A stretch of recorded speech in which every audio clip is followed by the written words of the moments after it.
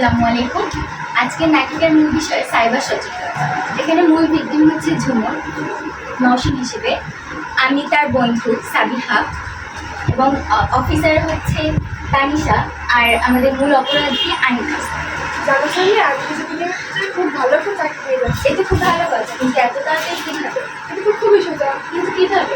আমি কিছুদিন আগে একটা কোম্পানিতে চাকরির জন্য ইন্টারভিউ দিতে যাই। তখন আমার ফোনটি খারাপ হওয়ার কারণে কোনো মেইল আসে না, কিন্তু কিছুক্ষণ পর আমার কাছে একটা মেইল আসে। তখন সে অন্য কিছুই চাকরি করে, তার নাম শাকিল রহমান। সে আমাকে বলে তাকে কিছু টাকা দিলে সে আমাকে চাকরি করার সুযোগ করে দেবে। তাই আমি তাকে কিছু টাকা পাঠিয়ে দিই। তুমি এটা কী করেছো নওশিন? তুমি জানো না এখন চাকরির লোভ দেখিয়ে টাকা নেওয়া হয়, প্রতারণা করা হয়, চাকরি দেওয়া হয় না? তাতেই তাকে মেসেজ করে টাকা চাও। কি ফোন নাম্বার তো বন্ধ করেছে, এখন কি হবে? এগুলো তো সাইবার অপরাধের মতো হয়, জিডি করি। চলো আমরা থানায় যাই। থানায় গিয়ে সময় নষ্ট করে লাভ নেই, তাতে অনলাইনে জিডি করি, তাতে সময় কম নষ্ট হবে। আচ্ছা তাহলে তাড়াতাড়ি কল দাও ফোনটা দাও। জিডি করে ফেলেছি, এখন আমরা আজ বিকেলে থানায় যাব। আচ্ছা ঠিক আছে। আচ্ছা, তুমি তোমার টাকা ফেরত পেয়ে যাবে, তার কোনো সমস্যা নেই।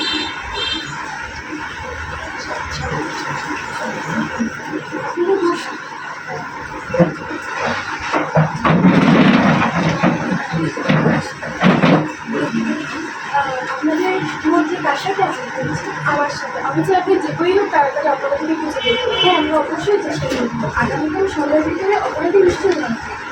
আচ্ছা, ধন্যবাদ। তুমি ধরা পড়ে গেছো, তুমি অপরাধী।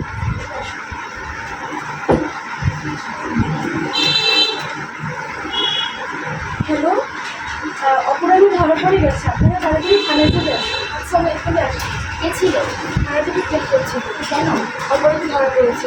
আচ্ছা, তাড়াতাড়ি চলো। তাড়াতাড়ি চলো।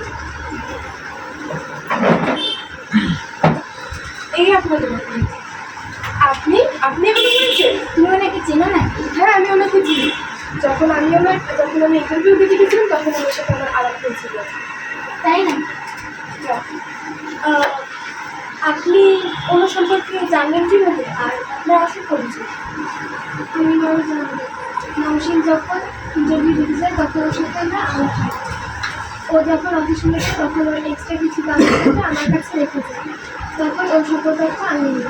তারপর ওকে চাকরির কথা বলে ওকে কিছু টাকা দিতে। টাকা দেওয়ার পর আমি একটা নাম্বার বন্ধ করে দিই, কিন্তু ভাবিনি আমার আপনারা সাবধানে থাকবেন। অপরিচিত ব্যক্তিকে কখনো ব্যক্তিগত পরিচয় দেবেন না, কারণ সমাজে অনেক সাইবার অপরাধীরা রয়েছে। তবে আপনারা আপনাদের সচেতনতার কারণে আপনারা চিকিৎসা করবেন। হ্যাঁ, আমাদের সকলের উচিত সচেতন হওয়া। কিন্তু দেখবেন তাতে এরকম অপরাধীদের কঠিন শাস্তি হয়। সবাই মিলে ঐক্য স্বরে মিলায় গলা, নিজে সাইবার অপরাধ করবো না, অন্যকেও করতে দেবো না। সকলকে ধন্যবাদ।